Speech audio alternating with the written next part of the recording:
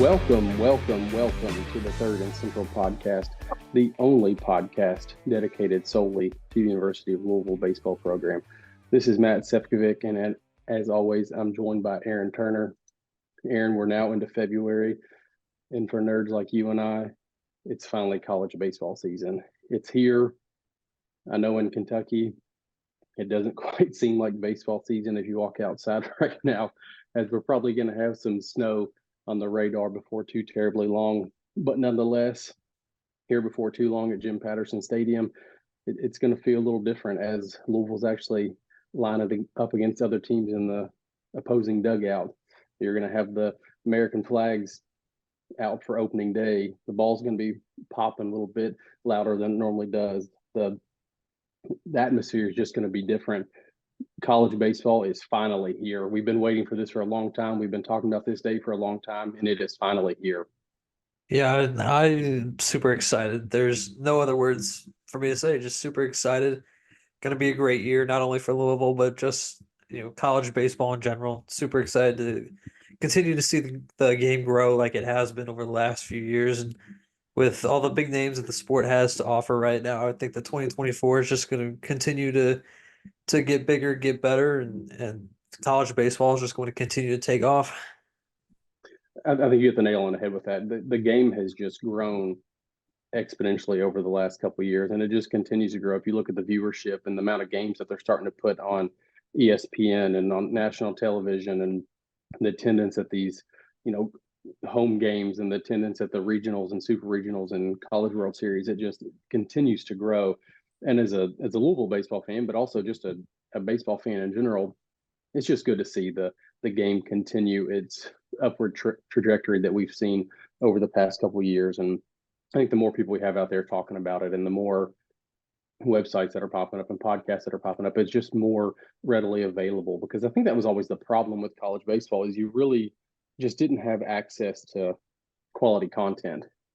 But now you do with the Third and Central podcast. It is here. Yes, sir. Yes, sir. But no, we do have a lot to unpack tonight as we head into the preview of the 2024 season.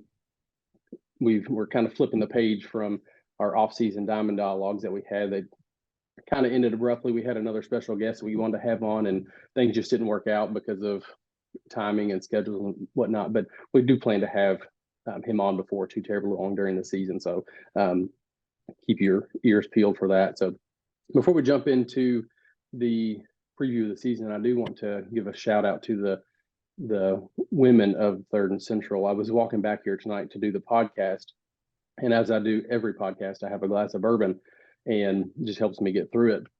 And I'm walking back here empty-handed, and my wife looks at me and she says, "Where's your glass of bourbon?" And I was like, "I knew there was a reason I married you." So I turned my little butt around. I went and got a glass of bourbon. So cheers to everybody on a successful college baseball season. Hopefully Louisville gets back on track. Yes, sir. So we'll go ahead and hop into things. I know we kind of talked about the schedule a little bit on a couple episodes back, but we'll dive into that just a tad, just the beginning of the schedule, because before too long we'll be previewing some of those games. Louisville is opening up the season this year down in Tampa, like they have done in the past. They actually open up February 16th against Indiana State. That's going to be a noon game. Then on Saturday, the 17th, they'll play South Florida. And then on Sunday, they will finish out the round robin against Connecticut at 9 a.m. Those three games are part of a round robin, so all four teams play each other. The only bad thing about this tournament is, with South Florida being the host in Tampa, the only game that Louisville's playing down there that will be televised will be the Saturday 4:00 game against South Florida, and it's on ESPN Plus. So you would have to have a subscription to ESPN Plus to watch it. So other than that, the Friday and the Sunday game will not be televised, but hopefully they'll be on the radio. We can catch those somewhere. So after those three, Louisville will head back home, take on Xavier for their home opener on February 21st. That's Wednesday. And then they'll welcome St. Bonaventure the following weekend for a 3-game series at Jim Patterson Stadium. So that's kind of the first, 7 games of the season. What's your outlook on those first 7? Well, first of all, if you're maybe new to Louisville baseball, Maybe you might be a little bummed about two of those first three not being on TV. Don't be. A great opportunity to catch Sean Moth on the radio. We were absolutely lucky to have Sean. I'm very much looking forward to tuning into Sean that first weekend. But sticking with the theme of that first weekend, I'm loving the idea of opening up with one against Indiana State on Friday, who should have hosted a super regional last year due to circumstances beyond their control. They couldn't host that super regional. And then on Sunday, we've got UConn, and UConn has always been a very impressive team, especially a team that's coming from the north. Not a lot of big name baseball comes out of there, but definitely very excited about those two games. It's a good early test, and it's going to be a good way to see what we have early on. Yeah, and like you said, we played a lot of good games against UConn back in the day. We were in the Big East and whatever conferences they made up that we were in for those couple of years. It seemed like Louisville and Connecticut were always kind of the top of the class in the conference. So it's always good to play them. It seems like we've matched up with UConn over the past couple of years. It seems like we play them early in the season. So good to kind of keep that, I guess, kind of rivalry going and getting to play a good quality team out of the gate. Because I hate when you start a season with somebody, like St. Bonaventure, we've got the next weekend, but having a full 3-game series to start the season, it's just good to see some higher talent to start the season.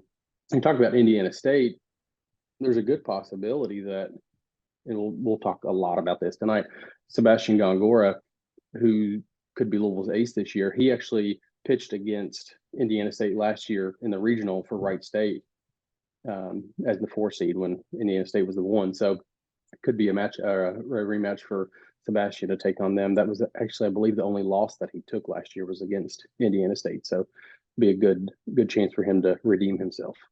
Yeah, I mean, I know that you look at three schools and names are Indiana State, USF, and UConn, and you're looking at those three like those aren't traditionally baseball schools. That's not something you think about when playing good competitive baseball. But keep in mind that we also went to start the season in Tampa. I want to say it was in 22, and we went 1-2 down there that year, and we made the super regional with that team that year as well. So this is going to be a lot of good baseball. It's not, the St. Bonaventure, not the Bellarmine that we're going to see, in a few weeks after the opening weekend. But it's going to be some really good baseball, and I'm excited to see what we have early on.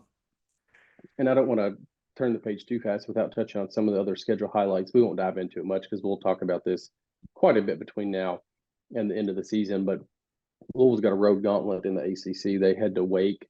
They go to Florida State and Miami. Wake is the number 1 team in the country, basically every publication. So, they are top of the class in the ACC, and Louisville has to go down there. Always struggle in Tallahassee. At Miami, that's obviously going to be a tough series. You got the usual series with Cincinnati, Vandy, home and home with Kentucky, so we'll get them twice, and then some of the other in-state foes: Bellarmine, Western, Northern, Eastern. So we'll get some of those other teams that we typically have on the schedule as well. But the ACC is going to be tough this year. Depending on what ranking publication you look at, there's 6-7 teams in the top 25, so it's not going to be easy to get through the ACC. Louisville's got a tough schedule ahead of them, but they also have a lot of winnable games at home, and those are the ones that they really have to take care of business, I think, because as much as you want to go down to Wake Forest and win the series, I mean, that's a tough place to play, and it's a damn good baseball team. So you really got to take care of business at home and then just try to steal a couple on the road when you can here and there. Yeah, I mean, you're exactly right. Like you said, going down to Wake Forest and asking to take two or three, you hope to just get away with one. That's not a knock on the Louisville team. That's just how good Wake Forest is, top to bottom. That team is loaded and definitely an early favorite for national champions. Yeah, and it doesn't get any easier from there because, like you said, you go on the road to Miami, you go on the road to Tallahassee, visit Florida State, and those are long trips. Those are very tough places to play, and it's like you said, just taking care of business at home is definitely going to be a key early on, especially looking to bounce back after the season that we had last year. Yeah, speaking of, let's kind of talk about the rankings this year heading into 2024 and what that kind of looks like for Louisville. Yeah, for sure. there's really not much to say. We completely missed out on pretty much all rankings this year. I believe that D1 had us on teams to watch, and but other than that, there's really nothing to report. You missed the conference tournament last year, and that was the first time in school history you find yourself at the bottom of the ACC. Obviously after that you find yourself on the outside of the field of 64. It's no shock to anybody that we are on the outside looking in this year. But like we did in 22, and we missed the tournament in 21.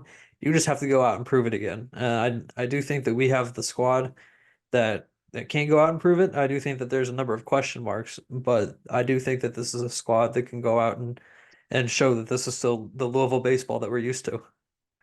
Yeah, and you talked about rankings a little bit. The ACC preseason rankings and all that stuff came out, and Louisville is sitting at fifth in their division, not in the ACC, fifth in their division.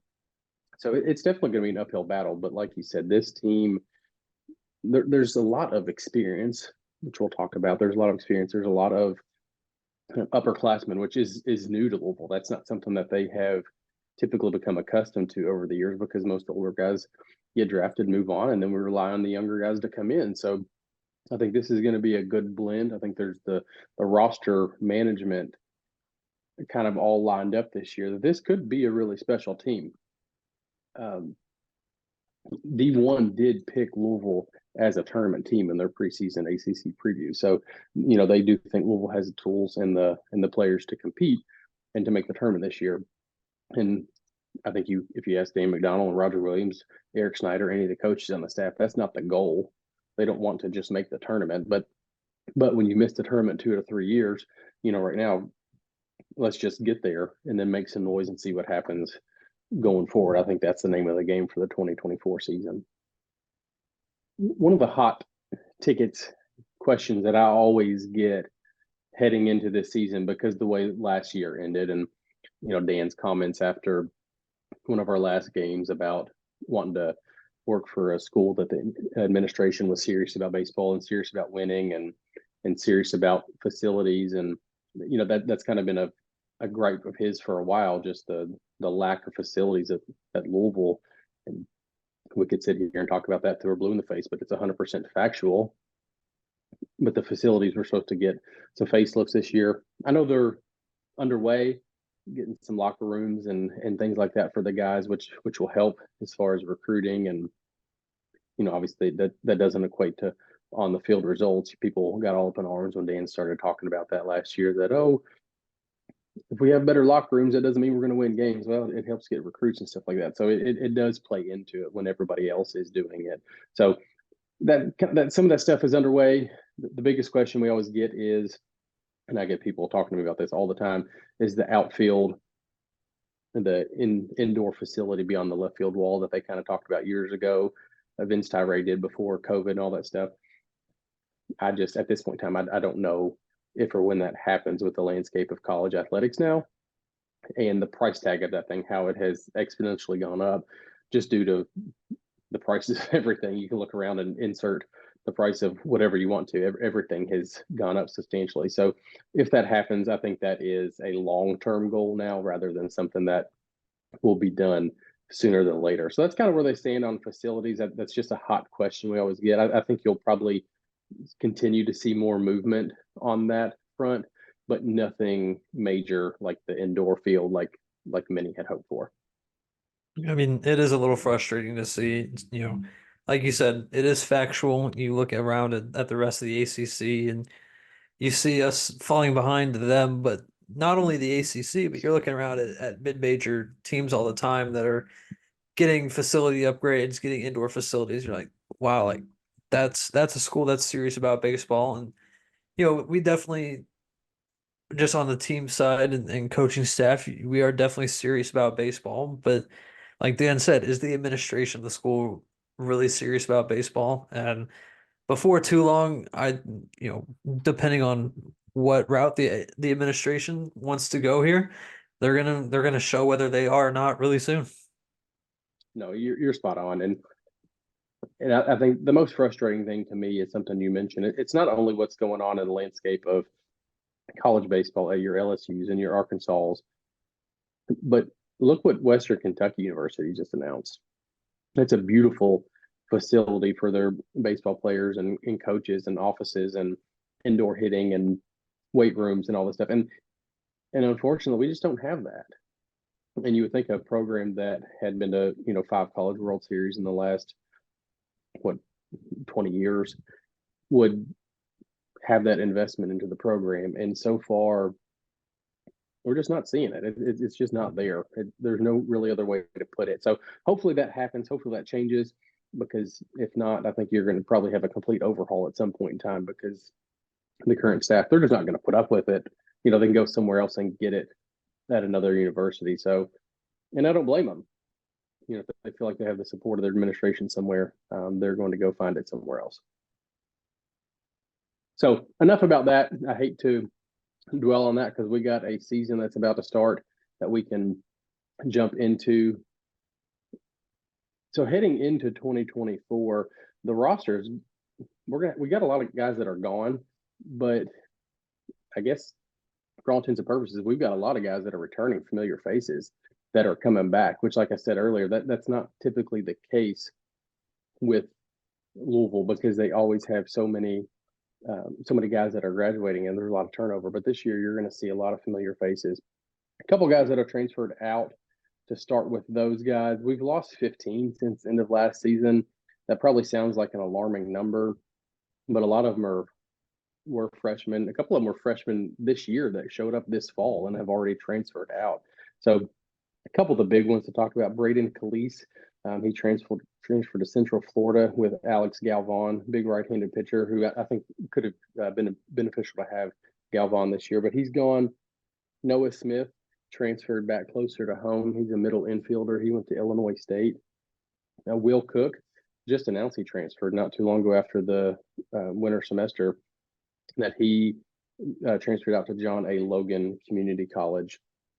And then I think the biggest one probably that we lost this year is Greg Ferrone. Went down to Alabama, big left-handed pitcher, started some, came in relief some, big time left-handed pitcher that transferred to us from Herkimer College up in New York. So those are some of the, like I said, there's 15 of them, but those are probably the biggest ones that would have gotten some time this year on the field. So not a whole lot to replace. I think we probably have more coming in than we had going out, but those are a couple of the names that you won't see on the field this year that we probably saw last year. Yep. And then following the transfers, we really don't have too many more who drafted and even fewer who graduated. Christian Knapczyk went in the 5th round of the draft last year to Cleveland. Tate Keener went in the 7th round to Milwaukee. Ryan Hawks in the 8th round to Seattle. And Jack Payton in the 11th round to San Francisco. Just 4 guys. It's a little bit lighter in the draft than it normally is. Think we could have had a few more guys go, but a lot of older guys decided to come back and return to school, hopefully improve their draft stock for this coming season. And then the lone graduate out of the program is Cam Robinson. He's not even really out of the program anymore. He decided to join the staff as a grad assistant, which if you go to any of the games and you just see how all the guys interact with each other, that is no surprise at all. Always thought Cam Robinson would make a good grad assistant after he was done playing. So super excited to keep him around for one more season and hopefully add another branch to the Dan McDonald coaching tree. It seems like his coaching tree just continues to get branches every single year. Somebody else has branched out. I know we talked about this before, but I'm super excited about Corey Ray and his as he starts into his managerial career. So hopefully that works out for him. He's with the Cubs organization. Single A, is that right? Yes, he was the bench coach in Single A last year for Chicago. Yeah, so super excited for Corey Ray to see kind of him progress in his coaching career. So kind of enough about who we're not going to have. Let's kind of flip the script to who we do have coming back. And we'll kind of break this down position by position. And obviously, pitchers, that's the biggest bite here to take off. So let's just start with pitchers and some of the guys that are returning first, and I'll let you go ahead and start with who I think is probably one of my favorite guys returning this year, and that's Patrick Forbes. Yeah, like you said, one of my favorite guys returning as well. I'm big Patrick Forbes guy, always have been, and I think that this year is going to be even more of a reason to be a Patrick Forbes guy. He went out last year, played in over 40 games in the lineup, got a lot of time DHing, spent some time out in the outfield. Believe he was also maybe sometime at third base a little bit as well. On the mound, nothing really eye-popping. Had an ERA over 7 in his freshman campaign. Seemed to struggle a little bit with finding control. Walks were a little bit of an issue at times. Then he heads to the Cape Cod League over the summer and absolutely takes off. Some of the numbers that he put up in the Cape were just ridiculous. The velo is up. He's he goes from being, a 90 to 92 guy to unlock some things mechanically, gets a little bit more smoother. Now he's a 96, 97 guy. I think we're looking at a weekend rotation arm. It's going to be interesting to see how Dan uses him outside of pitching. Does he still DH? Does he still get some reps in the outfield, especially with how deep the outfield is this year? But as of right now, it looks like pitching is now top priority for Patrick Forbes. I'm super excited to see where he fits in this mix of guys on the mound. Yeah, it was fun to watch Patrick last year. The first couple times you see him out on the mound, you could tell he was just a little jittery. Had the freshman bug. It's hard to get up there. It's different than when you're playing high school baseball in Bardstown. Everybody. I'm sorry, Bowling Green. Everybody. You're the best on the field. Every position you play, no one is as good as you are. He was Mr. Baseball here in Kentucky. Like he just overpowered everybody. So then you take that step to college, and it just takes a little bit of time to adjust. But it was kind of fun to watch Patrick and how he, the first time he took the mound versus the last time he took the mound, and just how much more comfortable he looked up there. And I think just spending that time in the Cape and spending more time here in Louisville with Coach Roger Williams, I'm just really excited to see what Patrick brings to the table this year. For sure. So I'm going to go ahead and jump over to another guy from Kentucky, Cade Grundy. He'll be a junior this year from Somerset.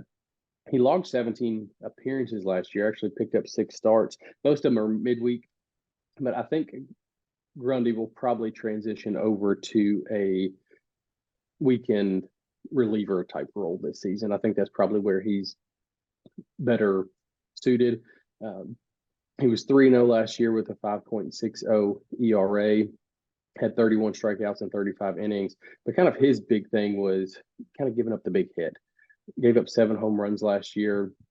Just too many extra base hits for Cade. But if he can cut that down, very serviceable. I think he'll be very relied upon arm out of the bullpen this year, especially in some of those big weekend series. So excited to see what Cade has. He had a really, really good summer this year. He was actually in the Cape as well.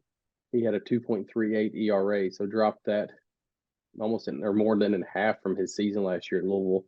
Had 11 strikeouts in 11 innings. So excited to see what Cade does this year, and hopefully we see him take that step from his sophomore to his junior year, like we've seen many pitchers do in Roger Williams' system.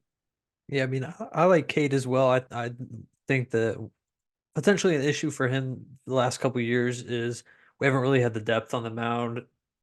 So he's kind of been pushed into some spots where he really probably shouldn't have been, and that's of no fault of his own. I think this year, as we probably have a little bit more depth than we have the last couple of years. You can put him in the bullpen, give him a more defined role, and I anticipate to see him thrive this year. So moving on to Carson Liggett. Carson was probably our top pitcher last year. He made all the Sunday starts for Dan McDonald's 2023 squad. Super excited to have Carson back. He's definitely going to be in the weekend rotation again this year. Last year he was an all ACC second team. He made 14 starts on the mound. He went 7-2 with a 3.42 ERA over that span. He also struck out 64 in 71 innings. He's a gamer. I love watching Carson pitch. Love seeing him go out and do his thing. He's a very under the radar guy. I don't think a lot of people around the country or even around the ACC have really given Carson Liggett a second thought. But I'm super excited to see him go out and hopefully take another step forward, because we've seen him take 2 steps forward every new year. He goes out there and shows that he's been better than before. But if if he goes out there and already improves on what is already an ace status level pitcher that we had last year, I think we've got ourselves an absolute dog in the weekend rotation. Yeah, and I love what you said about Carson. He's not really getting a lot of respect on his name this year, which is mind blowing to me after what he did last year. I think when he takes the mound, he kind of reminds me of like a Brendan McKay, just because he's so calm up there. Like you can like nothing really phases him. He's just kind of up there, throwing the baseball. Like but he's so damn good at what he does. But it looks effortless to him.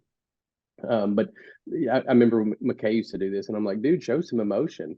Like you just struck out the side in the super regional, like show some emotion. But no, that's kind of how Carson is, and I'm not comparing Carson to Brendan, but that's just he kind of plays the game like Brendan did. He lets the game come to him, doesn't really force a whole lot, and he's just cool, calm, and collected up there. So I'm going to go ahead and jump over to another local-ish guy, Will Koger from Bardstown. He'll be a junior this year. Like Kate Grundy, they came in the class together. He had 16 appearances last year, 1 start. Koger's kind of the one for me that, Aaron, you and I talk about Will Koger all the time. Guy's got all kinds of talent, and you'll see it, and then he'll have a bad game or two, and it just kind of spirals into a bad week or two. So I think Koger's got the talent. I mean, if you look at some of the draft boards, he's been high up on them in the past. I haven't looked as of recently, but everybody's always high on Will Koger. I think I was looking up some stuff about him the other day. Coming out of high school, he was, a top 200 prospect. So, the scouts have been all over him since his time in high school. So the talent's there. It's just I think he's got to figure it out between the ears this year, in order to take that next step on the mound, because there's a big need for someone like Will Koger out of the bullpen to throw strikes. I think he's going to be very similar. His role this year will be like a Kate Grundy. He'll be a weekend reliever type guy. I wouldn't mind seeing Will get a couple midweek starts or so just to prepare him, because that could be a role that he could take on in the future. He could be a starter. I mean, he's a weekend type starter arm. We just haven't seen the consistency from him yet. So he had 25 strikeouts last year in 24 innings, but his biggest thing was walks. He walked 16 batters last year, so that number has to improve. He did go up to the Cape this year again, and his walks were significantly down. In 26 innings, he only walked 11 batters, which was much improved from the season last year at Louisville. So I think Koger, like I said, he's got the tools. Kid's as talented as anybody in the roster. I've got high hopes for him. I really think he can be a big contributor of the bullpen this year. So super excited to see what Will brings to this bullpen. Will Koger hot take here real quick. I do think that there's potential there to be a closer this season. I I do could see think that. Yep, I'm gonna call it right now. Will Koger, 2024 Louisville closer. I'm not mad at it. He's got the talent, and let me tell you this: he's got the personality to do it too. Not only does he have the talent to do it, but he's kind of got that. He's pissed off every time he takes them out, and you want that from a closer. For sure. Yep. So I want to jump over here back to another sophomore. Gonna go with Tucker Biven for my next one. Freshman season, played in 20 games, saw probably a handful of those with the bat. Made 16 appearances on the mound and started 4 of those games. He finished 0-2 with a 4.81 record, which really doesn't jump out at you too well, but he had some innings last year where you thought, okay, like we're looking at an absolute dog on the mound. This is a guy that can really throw. But just like what happens to most freshmen, the season kind of starts catching up to you. It's not something that you're used to playing as much as the college baseball season demands, and so he kind of lost some steam there at the end. So that little bit of an inflated ERA of 4.81.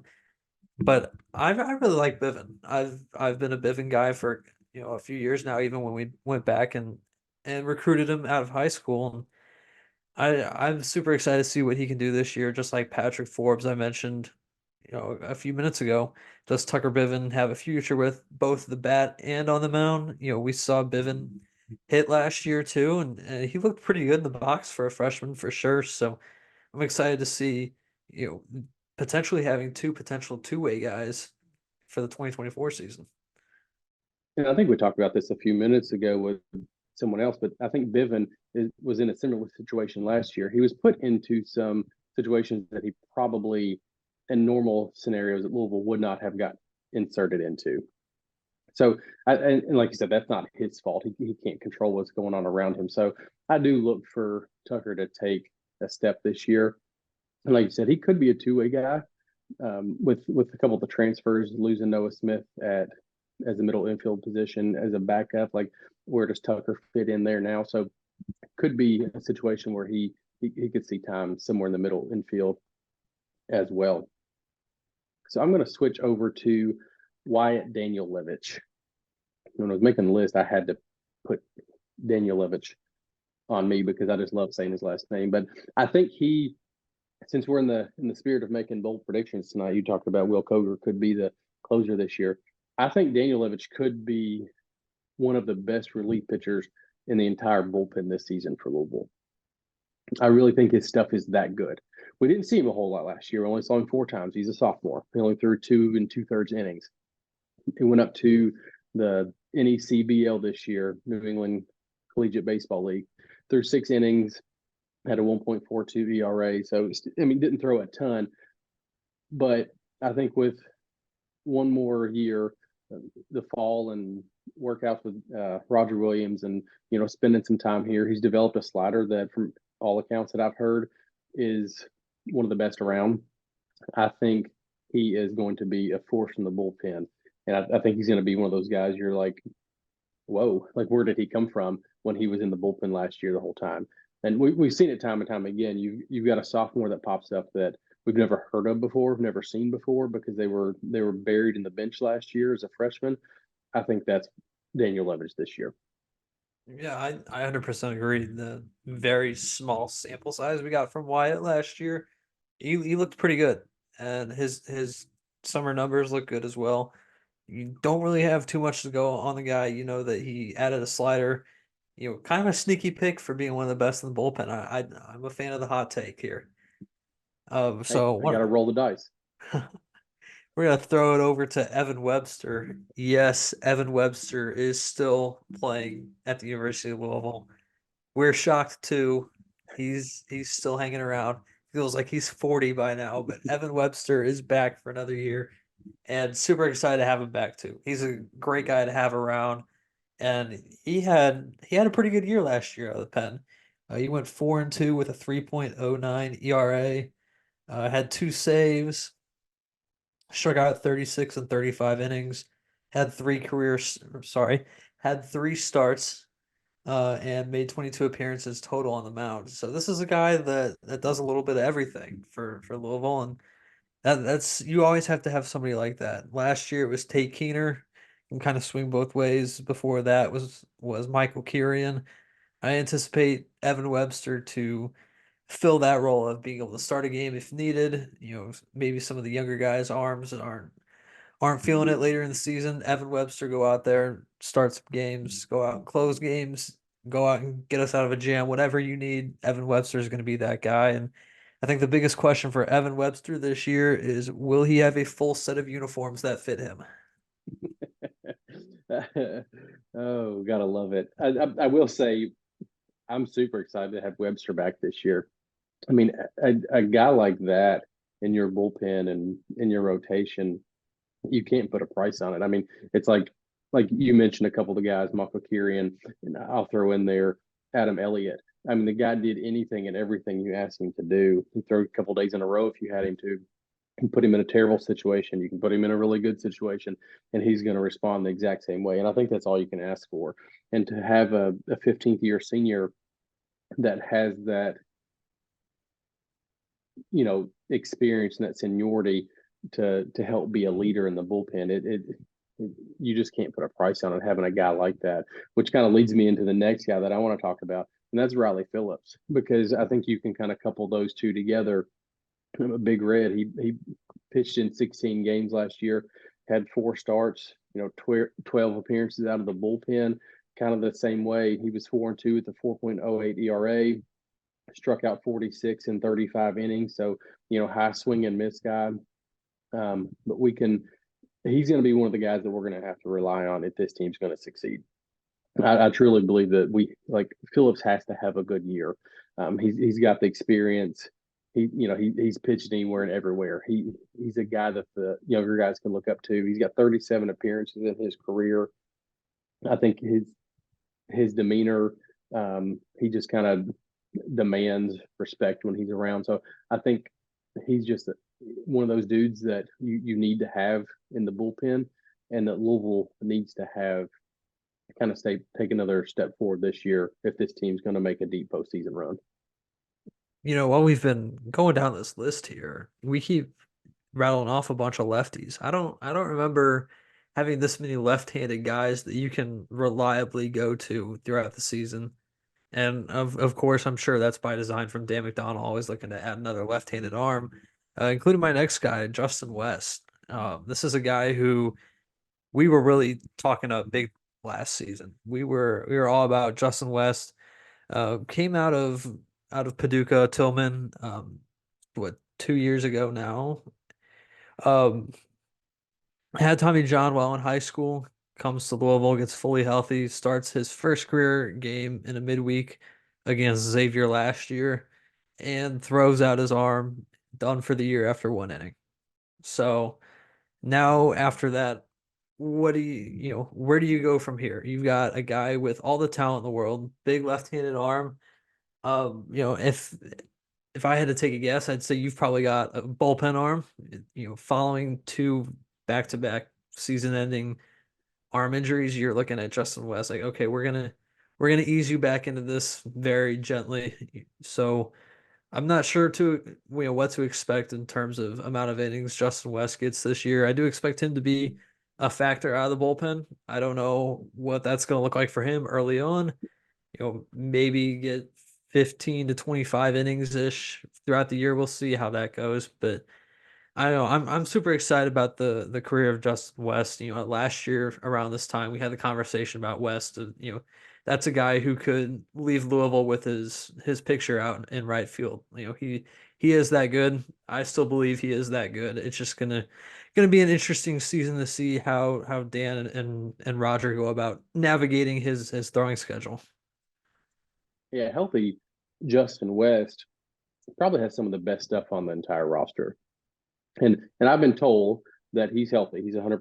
He's ready to go. But what's his 100% versus somebody else's 100%? What does that look like for him? Like you said, it was early on last year when he got hurt. He really didn't pitch in the summer. He didn't go play summer league or anything like that. Stayed around here. So I think he's someone that the staff, the medical team they're obviously taking it very serious, and they've eased him into this. So I think his workload is probably going to be pretty light as the season starts. But at some point in time, that has to increase if he's going to continue to pitch. He's a starter. Like that's who Justin West is. He's not a relief pitcher, but he's going to be a relief pitcher just due to the circumstances of his arm. Can he get back to starting games in the future? Hell yes, and I hope he does, because like you said, this guy's got talent to be on the right field wall. I don't have the stats in front of me right now. I've talked about this before. In a high school game against McCracken County, who's one of the best programs in the state of Kentucky, he lost a game to them and struck out like 27 batters or something like that. He lost 1-0. I don't remember the exact numbers, but I do believe it was 27 and got beat. So he's got, gobs of talent. I mean, the kid can play. It's just, can we get him healthy and keep him in between the lines more than in the dugout? So that's going to be the biggest question with West going forward. So I'm going to flip the script over to, guess what, another left-handed pitcher as we go down this list, and that's Caden Campbell.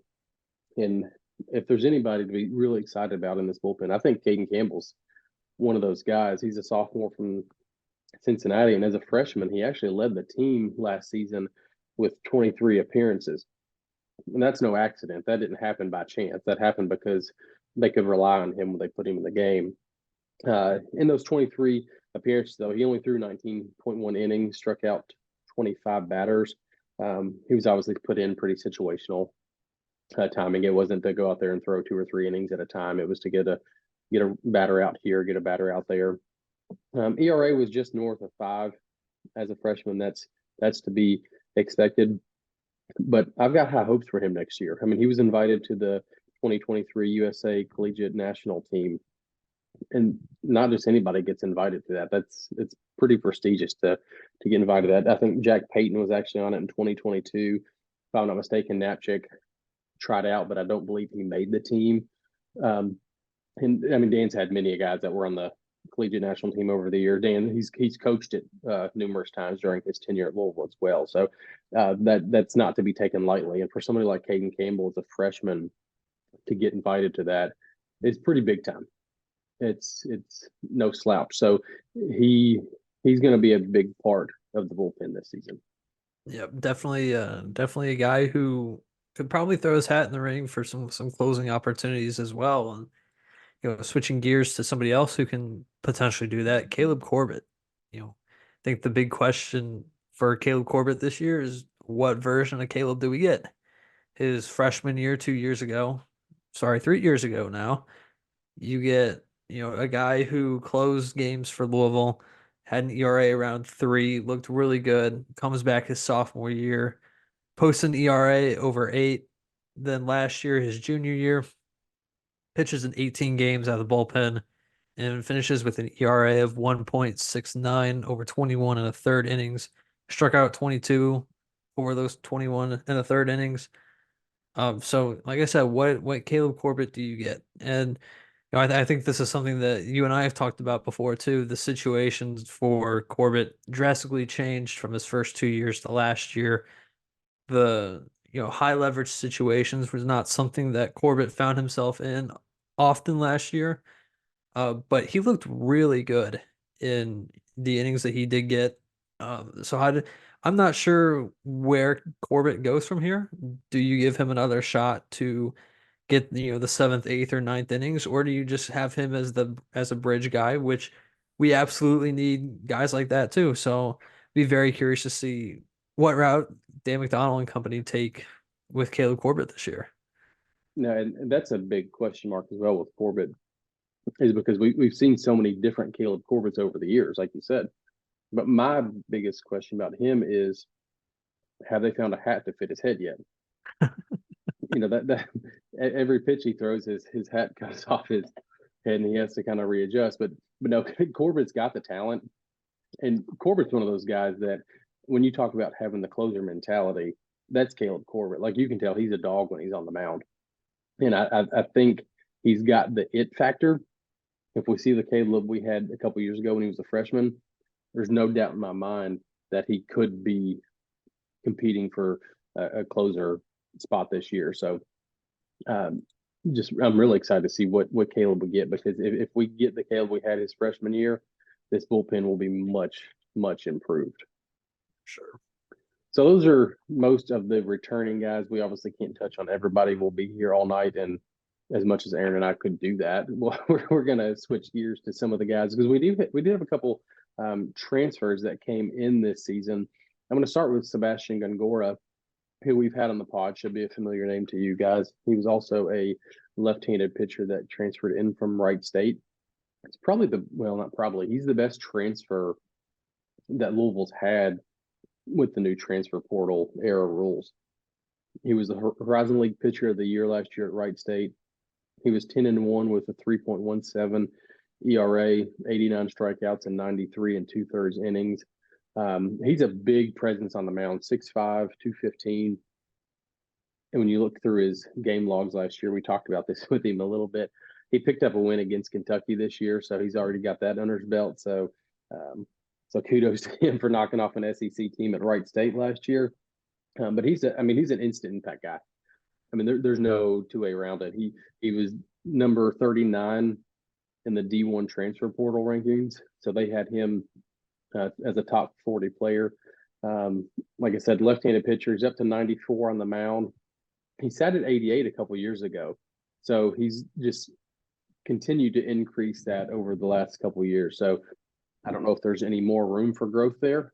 You know, it's a big frame, so maybe get with Roger Williams and get in the weight room a little bit more, and who knows, that could creep up to 95, 96. But he's a Friday night type talent. You know, he's a he's a guy that if we didn't have on the roster this year, I think the outlook for this season would look much different than it does right now. But having a guy like Gongora as, kind of an anchor for your weekend rotation, I mean, it really, really changes the entire trajectory of your season. Couldn't have said it any better myself. Friday night talent. I'm super excited to see him work and carve up batters this year. And moving on to another transfer arm that's very intriguing, Jake Caraba out of D2 Lewis University in the GLVC in 66 and two-thirds innings last year. He had an ERA of 1.62, which is just ridiculous. It struck out 119 over the 66 and two-thirds. I mean, that's just straight domination. Took home pretty much every conference and national accolade that you could at the Division II level. Now makes a jump up to Louisville in the ACC. Obviously, a much different game, but the stuff is there. Stuff is absolutely there. I think we're looking at a guy who could potentially fill a pretty big role early on. Could be in the mix for some save opportunities. Could be in the mix for the weekend rotation. Haven't really been given clarity on what the direction is going to be for Jake Caraba, but this guy has the arm. He's got the stuff. Super excited to see him work this year and see what he brings to the table too. Yeah, I think if you look at his numbers that he put up, it's just silly. I mean, video game like numbers. His strikeouts per nine. I mean, just insane stuff that he did out there. So hopefully that translates. And the biggest question you always have is a guy going from D2 to high level ACC ball is, how does that translate? So just curious to see how that goes. It works very well. I mean, if you look at Ole Miss a couple years ago when they won the national championship, Dylan DeLucia, I think was his name. He was a JUCO transfer and ended up winning, if I'm not mistaken, most outstanding player at the College World Series. And he's a JUCO guy, so I mean, it happens. So hopefully that is the case with Caraba, and we can be dogpiling on top of him when we get out to Omaha here later this year. And so I'm going to go ahead and jump on to the last transfer we're going to talk about, and that's Jared Lessman. He actually transferred in from Iowa Western Community College. The head coach at Iowa Western is actually at Western Kentucky now, who I'm a big fan of, love him. But Lessman, a couple years ago when he committed, had a really good year in 2022. I'm not making this up. He had a .54 ERA in 16 innings. So just crazy numbers, striking out 14 per nine, which is just big time. 2023, his numbers kind of dipped a little bit though. ERA inflated up to 6.15, but he's still striking out 14 per nine innings. Big swing and miss guy. He did go up to the Northwoods League in 2022, so not this summer, but the summer before, and had another big time year up there. 29 innings, struck out 35. So I mean, he's a big swing and miss. I mean, he's a guy that if we just need a strikeout situational type guy, I could see Lessman, another left-handed pitcher. I could see him get an insert in type of a role. We need one out, and we need one out right now type of guy. Yeah, it's awesome to see Dan McDonald dipping into the JUCO ranks once again. Something that we are familiar with, and the D1, D2 transfers as well. It's super exciting to see these guys come in and hopefully make an immediate impact. And speaking of guys who could potentially make an immediate impact, let's move to the freshmen. You got Parker Detmers. Everybody and their mom who watches Louisville baseball, they know Detmers. Obviously everybody knows Reed, but when you think of Reed, think of the exact opposite, and you have Parker Detmers. You've got a guy who is a big righty, who can run up the ball. If he's put in a situation out of the bullpen, he's probably a mid-90s guy, can probably get up to 96, 97 off the mound. If he was in a relief spot, if we do see him in a starting role this year, which I do think that he could very well be our midweek guy. to start the season. You're probably looking at a guy who's sitting 90 to 92. This guy is an absolute workhorse. Will get a lot of outs. Super lucky to have him on campus. Definitely thought that he was going to go in the draft. Shout out to Reed for probably directing him to campus as well. I'm sure that had a pretty big impact on Parker's decision to come to Louisville, but super excited about what his career could be. And just like we talked about with Justin West last year, I think that this is another guy who you could be looking at in the All-American wall in the next couple of years. Yeah, and you're spot on with your breakdown of him. And I hate to, he's always going to be in the same sentence as Reed because that's his brother. But I think Reed really paved the way to show him that going to college, like there's a pretty damn good path from going to college to get into Major League Baseball. You don't have to go right now out of high school, collect a little bit of money. Like you can go to college and collect a lot of money later on. Like the proof's in the pudding. You saw it with your brother. So I think that probably had a big impact because I really didn't think there was any chance he was going to show up on campus. I just didn't see it happening. I was told his number was pretty high that he was requesting from teams to sign. I don't know what that number was, but I was told it was pretty high. He didn't get drafted, so obviously there was no team thought they could sign him for what he wanted. So he didn't get. Let me make that clear. He didn't get drafted because he's not good enough. The kid's got talent. He didn't get drafted because the teams just didn't think they had the money there to sign him. So speaking of another guy that I didn't think was going to show up on campus, that's Colton Hartman. He was the number 42 ranked player in 2023. He was the number 4 ranked left-handed pitcher, and I'm completely shocked that we saw Hartman show up on campus. He's already a mid-90s guy. That's probably going to increase. I mean, he's 6'3", 220. He's probably gotten a little bit bigger since then. We don't have the rosters out yet, so he's probably a little bit bigger now. But I mean, he's a future big leader. He's a weekend guy at Louisville. Probably not this year, but Colton Hartman will be in the weekend rotation here at Louisville at some point in time. He's one of those guys that I think he's going to pitch early and often as a freshman. Dan was on the radio the other day and said, this year's bullpen is going to be a little bit different than last year's bullpen because they've got the luxury that they don't have to throw these freshmen into the fire. But I think Colton Hartman and Parker Detmers, I don't think it's that you don't want to throw them in the fire because you want to protect them. I think they're so damn good, you're going to want to put them on the mound. So I think they're going to play just because they're going to be one of the best options that we have when you look down the bullpen. And that's not saying anything bad about who's already down there. It's saying how good Hartman and Detmers are and that they're ready to play from day one. So I think both of those guys will probably see some time on the mound sooner than later. Yeah, I definitely agree with that. In the fall and the recent spring scrimmages, we've seen both of them get some run on the mound, and I think that's pretty indicative of Dan and Rogers' plans for them this season. Just going to pivot to a few more freshmen here to round out the group.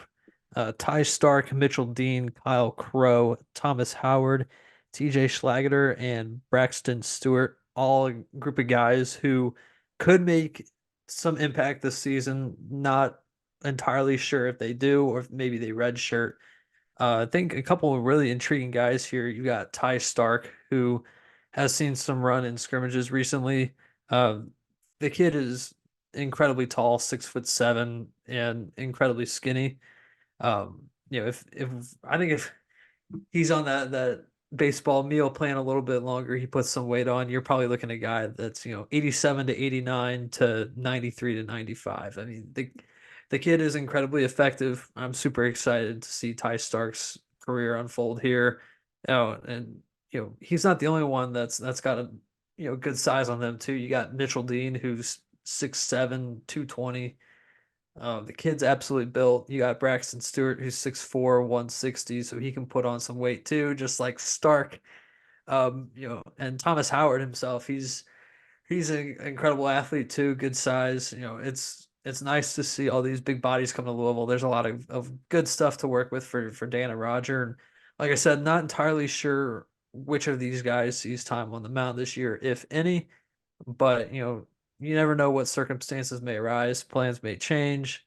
We'll see what's in the cards for them this year.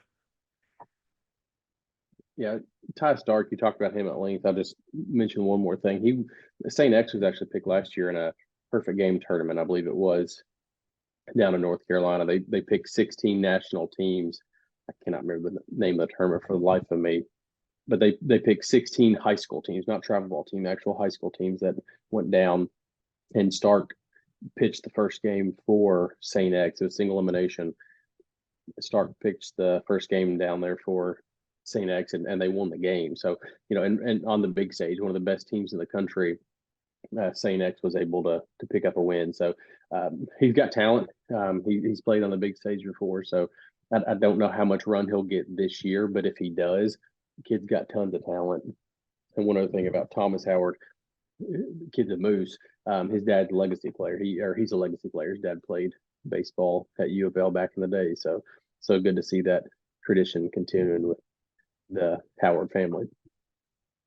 So now that we've talked about the pitchers in detail, let's kind of swing around to who they're going to be throwing the ball to. That's the catchers behind the plate, which last year, as we all know, was I hate to say this because Jack Payton was the catcher, but last year the catcher position was just kind of a dumpster fire because of the injuries, not because of any of the players back there. It was just because of the injuries that it was just an unlucky season. You've got three of your catchers that go down.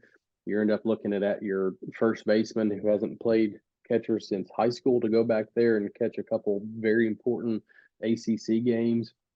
But I think the outlook on the catcher position is much different and it's much improved from a season ago.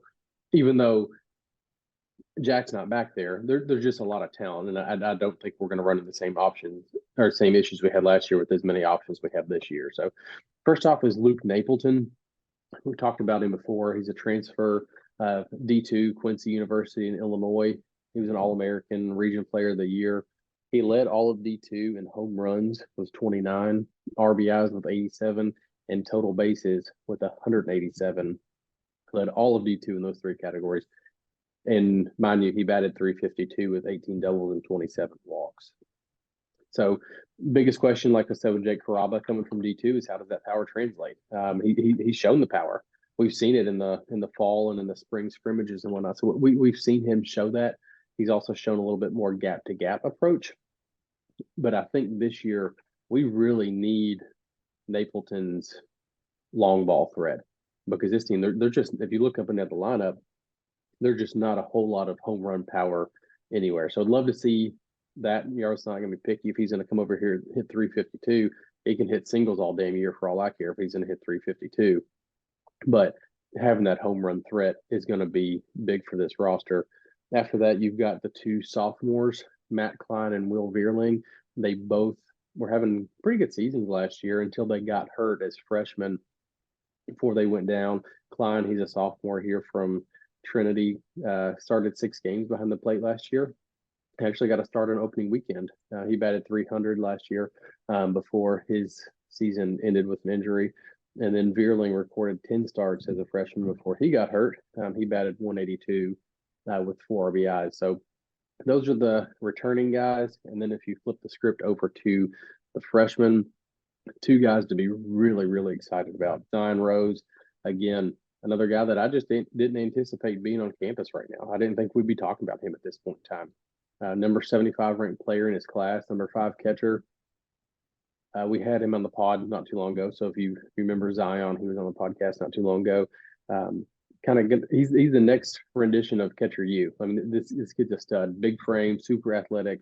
He's a guy that can play opening day if they want him to. And he's another guy, we've talked about it a couple times. He's All-American right field wall type talent for Louisville. I mean, it would not surprise me one bit if a couple years down the road they're picking out which picture they want to print of him to slap on the wall out there because he's that good. The last freshman I want to talk about is George Baker. He was actually ranked 248th in the class, number 21 catcher. His dad's a former Major League Baseball player. He played at a couple different organizations, Cardinals being one of them, if I'm not mistaken. And now he runs a travel ball team. Now, he participated in the MLB draft combine and had the 4th highest exit velo and the 2nd longest hit at the combine of every single player that was there and that participated, which is pretty impressive for a high school senior to do that. But more impressive than that, he's probably right now, today, the best defensive catcher on the roster.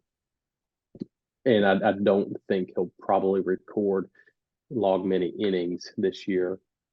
His bat does need to, it's got some catching up compared to some of the other guys. But George Baker, I mean, he's going to be an impact guy at Louisville. I mean, there's no two ways about it. He's going to play here. He's that talented. It's just a matter of when and where.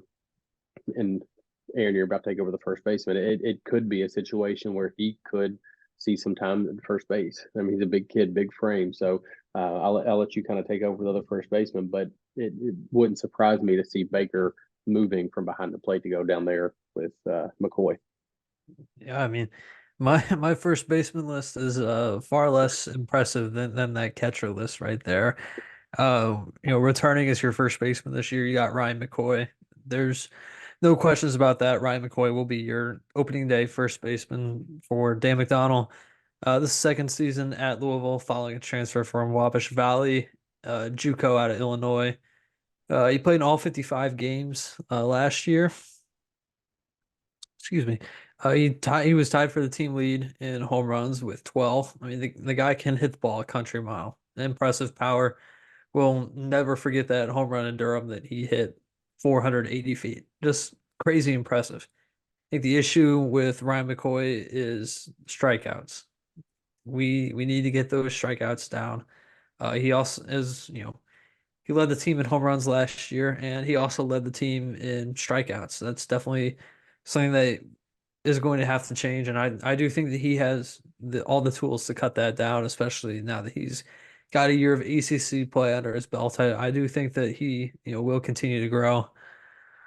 And like I said, like we talked about earlier, Ryan McCoy was thrown into catching late last season. That obviously will not be an issue again this year. We've got a loaded catching group. Ryan McCoy will not have to go back there and catch ever again, hopefully. But I do think that McCoy catching was definitely something that could have played into those offensive struggles as well. That was just not fair to him. So hopefully we see a full season of him at first base.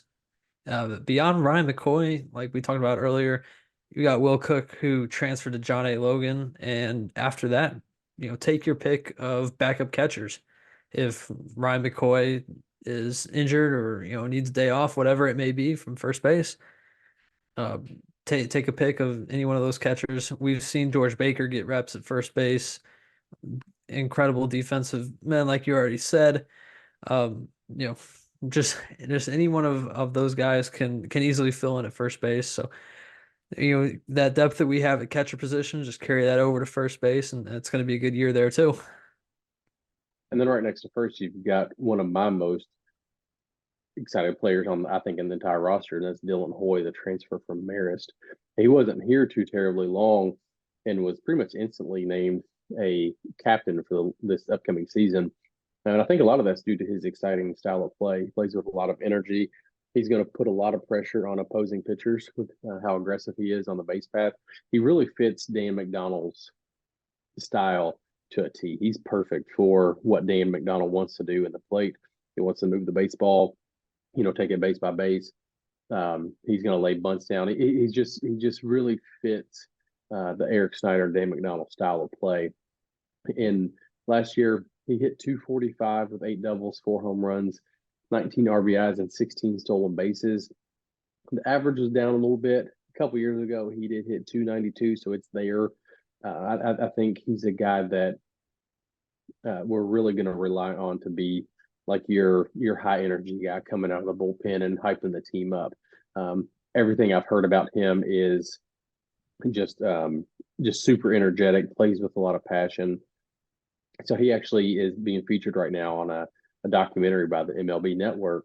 They're doing a documentary about the MLB Summer League. So he will be featured in that. I'm not sure exactly when it's going to release, but he went up to New York in the fall and kind of did some filming and stuff like that. So excited to see what Dylan brings to the table this year. Anybody that I talk to, if I in around close to the program, like, hey, give me a name. Who do I need to look out for this year?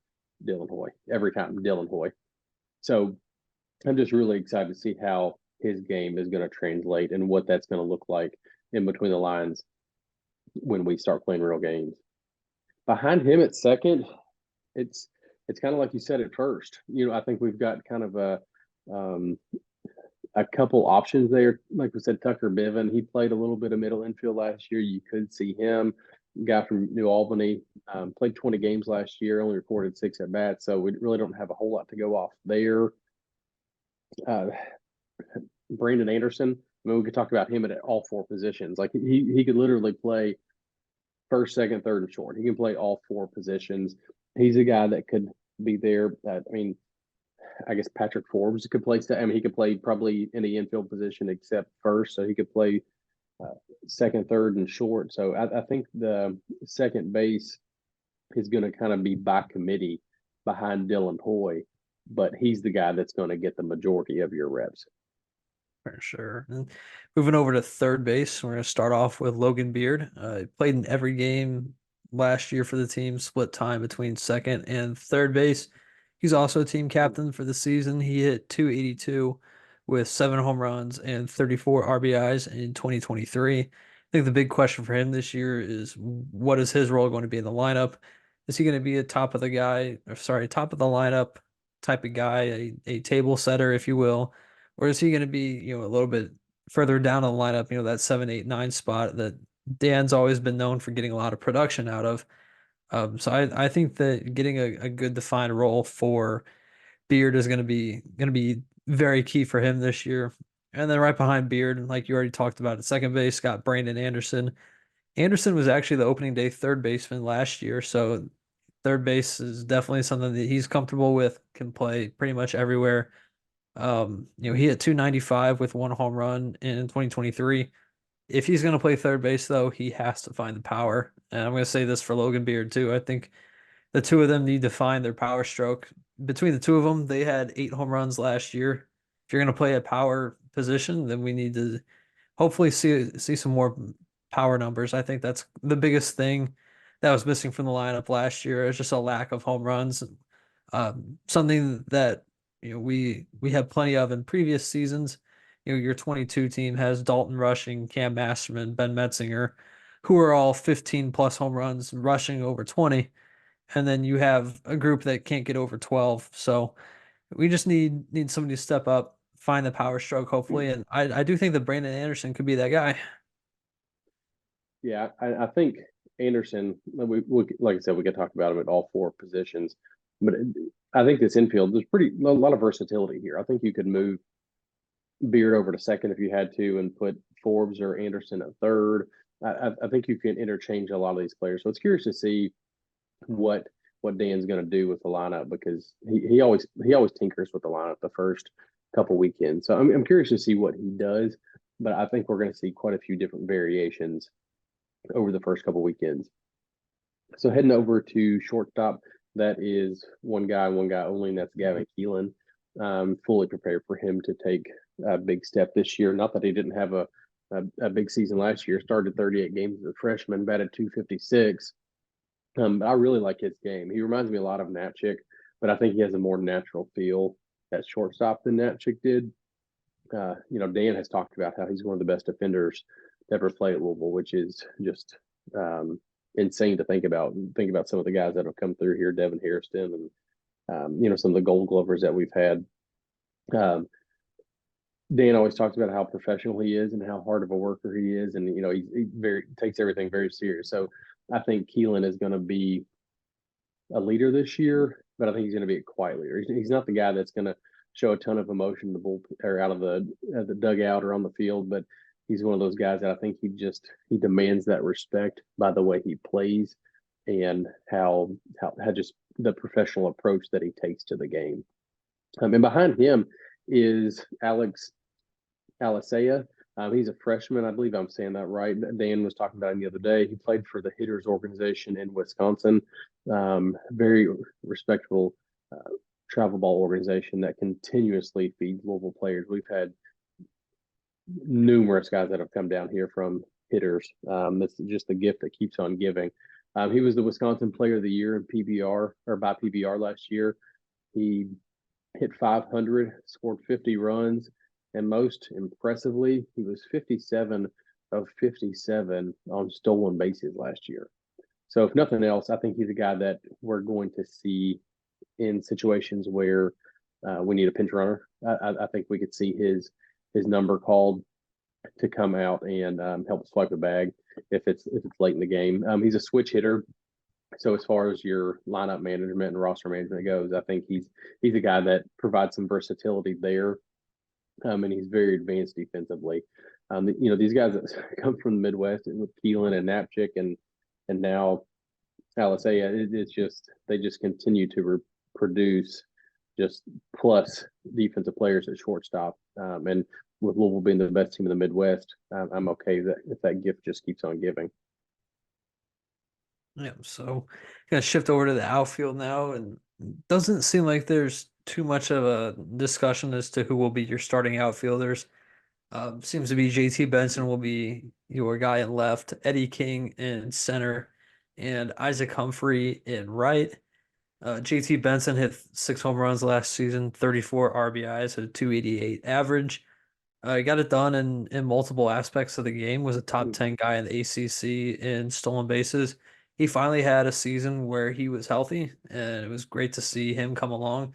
I do think that the season coming up for JT Benson is going to very much mirror what we saw with Ben Metzinger a couple years ago. Metzinger battled injuries his entire career at Louisville, and eventually comes on and just breaks out his senior year. I think that's going to be what we see in JT Benson. I think that he's a guy who could potentially be a 15 plus home run guy as well. And move on to Eddie King in center. He had 274 last season with 5 home runs and 42 RBIs in his first real season of playing college baseball. He had an incredible summer on the Cape. That was definitely a big step forward for him. He's just an impact guy, can get it done in all aspects of the game, just like Benson. I do think that we're going to see another step forward for Eddie King this year. I definitely think that we're looking at a 300 hitter with a great glove out in center. Guy can go get the ball. And then in right field, you got Isaac Humphrey returning. Isaac Humphrey did not have the season last year that everybody had hoped that he would have. Had an incredible first season out in right field and kind of took a step back from being on that all freshman ACC team. So kind of surprised that we are at a point where we're talking about Isaac Humphrey being in the lineup this year. Thought for sure, after his first season that he was going to be drafted last season, but I am happy that Humphrey is back. But one thing is for certain that he has to put it all together this year because the depth behind him is really good. Just name a few. You got Michael Lippy, Corbin Dickerson, and Lucas Moore, who are chomping at the bit to get at these guys and get their spots. We had JT Benson on the pod, a couple months ago, and he talked about all the young guys coming up right behind him. Corbin Dickerson, a local guy from Trinity. He was drafted in the 19th round by the Minnesota Twins in 2022. Decided to pass up on that opportunity to come to school. So he's got an incredible arm, incredible bat. I do anticipate Dickerson getting a number of at bats this year. He'll definitely get an opportunity to play. Lucas Moore, somebody that we haven't really talked about a whole lot, and somebody who kind of just snuck his way in there and burst on the scene during the fall. He had an incredible pizza bowl, had some great fall scrimmages. I think every time the graphics were tweeted from top performers, Lucas Moore was in that mix.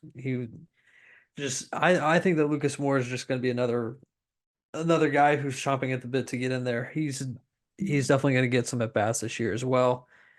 And finally, Michael Lippy. I think Lippy was on the roster last season, red-shirted, spent the summer in the Northwoods League, had a really good summer season. Strikeouts, the swing and miss has definitely been an issue.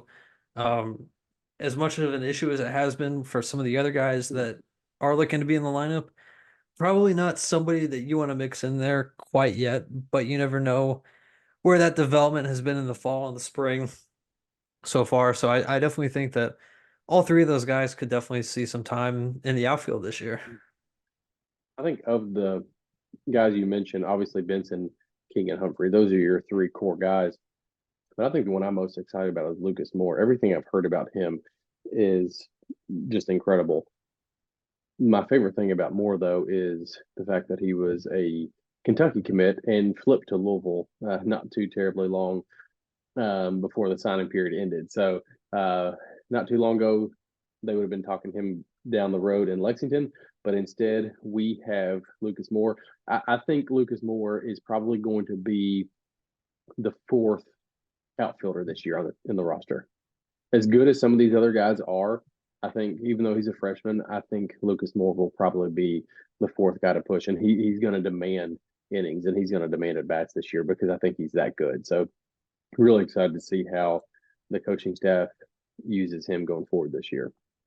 So I know that is a lot as we run through all of the positions. So I guess now let's kind of take all that information and tie it up and put a bow on it on what we think our projected lineup is. And we've talked about this probably 450 times between the two of us. And I think we may be in an agreement on what we think our lineup is at this point in time. Correct me if I'm wrong, but I think we do. Um, I'll go ahead and kind of give what I think. I think the outfield is chalk, right? I think you have JT Benson in left. I think you've got Eddie King Jr. in center, and you've got Isaac Humphrey in right. I think that's your outfield opening day. That's not going to be outfield every single game, obviously, but I think that is when you have to win a baseball game. I think that's going to be your lineup. I think when you go across the infield at third, I think you've got Logan Beer to start the season. At short, you've got Gavin Keelan. At second, you've got Dylan Hoy. At first, you've got Ryan McCoy. And then behind the plate to start the season, I think you've got Luke Napleton. Depending on how that goes, I could see some of those changing, specifically catching position with Zion Rose potentially. But I think that is your lineup at this point. Aaron, do you have any differences there? Do you kind of agree with that? Strangely, I 100% agree with that. I think that's a first for us every time we've done a season preview. I think we've always gone through the lineup and had some disagreements, but I 100% agree with you right there, which is very strange. And I think maybe it's just because I'm so smart and I know so much. No, just kidding. No, I think this year, I think the lineup is, I think it's kind of chalk right now.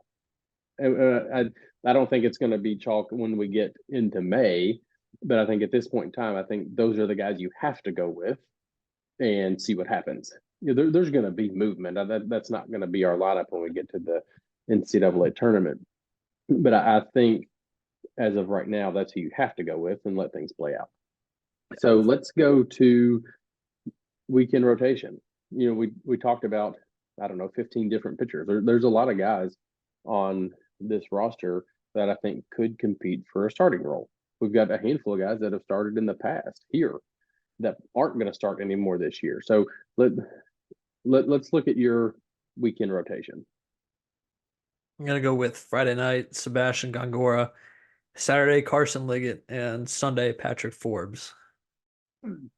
I like it. I think you have the three that I would put in there, but I would just change the order a tad. I would have Gongora on Friday night. I would have Forbes on Saturday, and then I would have Liggett on Sunday. I think we've seen Liggett enough out of the Sunday role to know that he's comfortable with that spot in the rotation.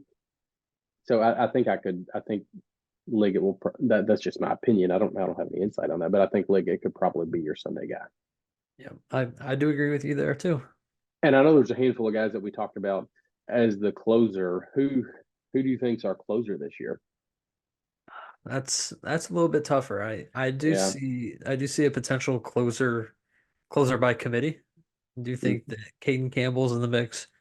Caden Campbell kind of gives me that psycho left-hander closer type vibes. I like Caden Campbell in that potential role.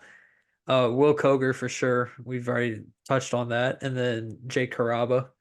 Definitely think that those three guys are probably in the mix at the start of the season to get some closing opportunities, and probably one of them will emerge, and if not, somebody else will emerge and as a potential closer. I do think that by April you probably have somebody who's getting all the save opportunities, but for right now I'm gonna stick with those three. I think Dan was on the radio the other day, and he mentioned how the pitching staff right now in the bullpen it's fluid, right? And that's how it's going to be for some time. Like, we can have 1,000 inter squad scrimmages and we can play against each other and we can throw down the bullpen as much as they want to, but until you lace up the spikes and get down there and play another team, it's really hard to tell how someone's going to respond. So I think that it's going to be a fluid situation until we get some on the field results. I could see Caraba. I like that name at the back end of the bullpen. I know if you look at his numbers, he's probably a guy that many think is a starter, but I could see him. He's a guy that you want him in a meaningful role. And the closer position is something that every one of Dan McDonald, Roger Williams' good teams have had. All their successful teams, we talked about this the other day, they've all had a dominant closer, every one of them. So I think you need somebody at the end. I think by committee is okay to start the season, but I think at some point in time we have to have a defined role, and I think Caraba could be that guy. Also, wouldn't mind to see somebody like Riley Phillips get a shot at it. I think he's earned his stripes. He's been around long enough. He's done this. He's got the appearances. He's got the experience. I think he's at least worthy of getting a shot at it and seeing how he responds. Yeah, I don't think you can go wrong with Riley Phillips in that role either.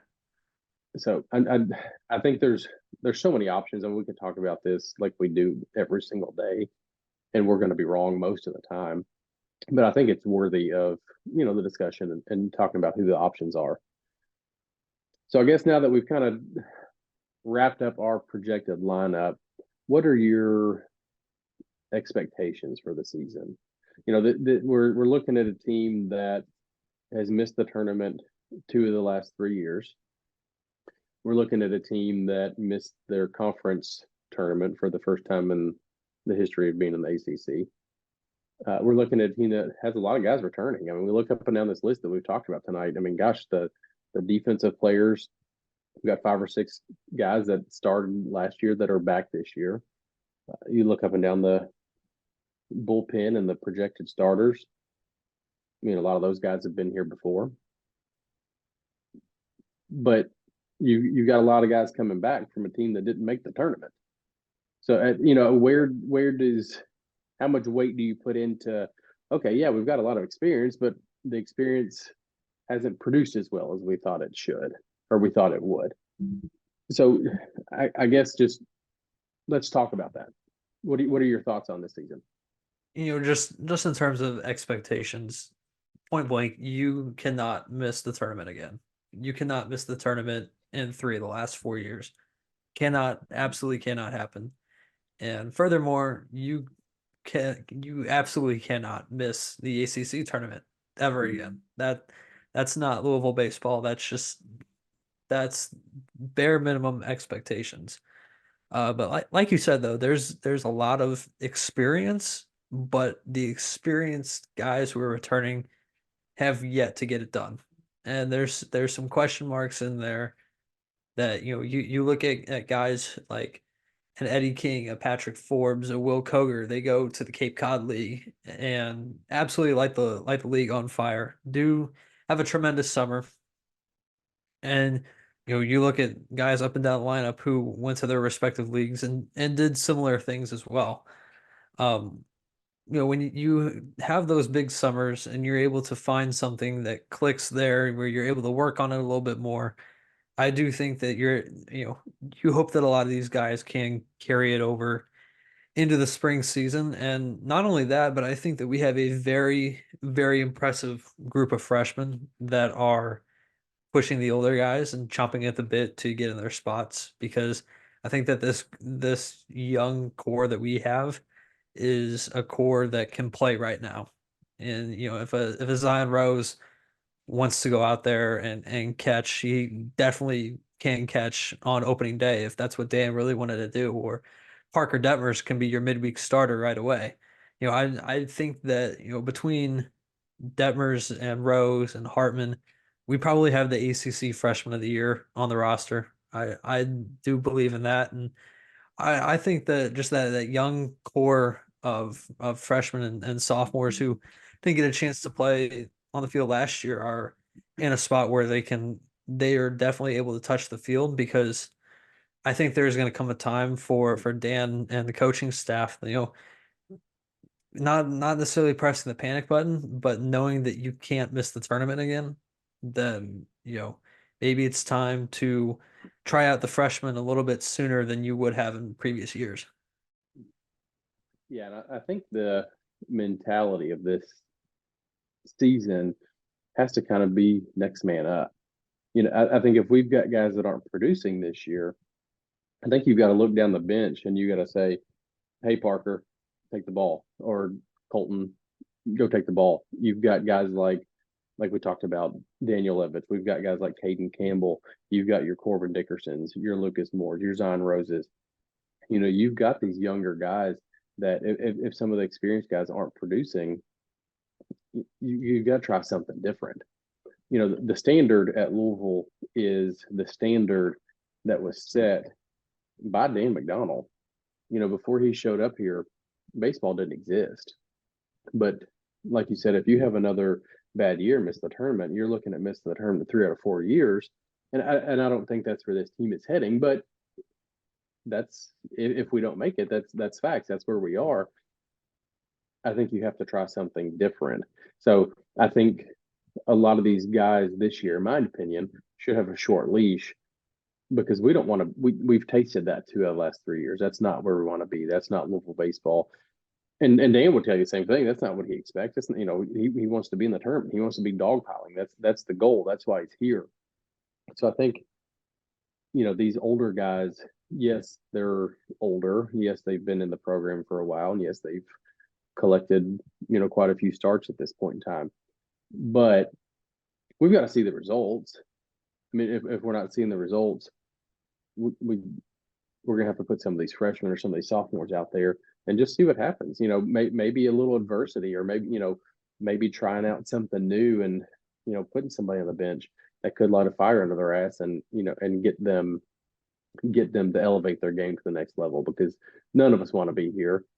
And most importantly, you and I don't want to sit here and talk about another season like we did last year. So we want to be celebrating regionals, and we want to be celebrating super regionals at Jim Patterson Stadium, and get back to Louisville baseball where it was. The talent's there. I think collectively they just have to get it together and get this team to right the ship and get back in the right direction. So that is all we have. I know we had a lot of information tonight. We kind of broke down position by position. Just want to take you all around the entire diamond, because there's a lot of new faces. Like I said, there's a lot of faces we're familiar with, but there's a lot of faces that are pushing these guys this year as well. Coaching staff to the transfer portal. So those are new faces that we haven't seen before. I do encourage you, if you haven't made it out to Jim Patterson Stadium for the fall or any of the scrimmages this year, to try to get out there and support these guys. I know Louisville fans right now, they just want something. We talked about this last year too, because basketball was obviously what it was last year, and that's a different podcast for a different day where they are this year. But Louisville fans they want something, and I think this team, if we can get on a winning streak and start start the season off on the right foot, the fans are going to come out and support this team. And if you haven't in the past, I encourage you to do so. Jim Patterson Stadium is a beautiful place to watch a baseball game. They have tons of promotions. You can get in free on every single game that's not a conference game, or Kentucky or Vandy or Indiana, or whichever games they are, they charge for. Most of the games, or a good majority of the games, are free. So I encourage you to take in a baseball game at Jim Patterson Stadium this year if you have not in the past, because I promise you won't regret it. And if you do, and it's a free game, your admission's on me. So I'll cover that for you. So, but yeah, get out there, support these guys. They deserve it. They're the ones I've talked to, and everybody around the program I've talked to, they're pissed off. That's the number one kind of thing that I've taken away from them, is they're pissed off. They don't like the way last year ended, and they want to get this thing back on the rails. So the more fans they get in the stands, the easier it is going to be for them because they're going to have a little bit more passion behind them. So that's my soapbox. Get out there, support the guys. You'll be hearing a lot from Aaron and I over the season. We don't plan on going anywhere. We're going to be there with them every single pitch, win, loss through this season. So we'll be here. And in the words of Sean Moss, we'll see you at the ballpark.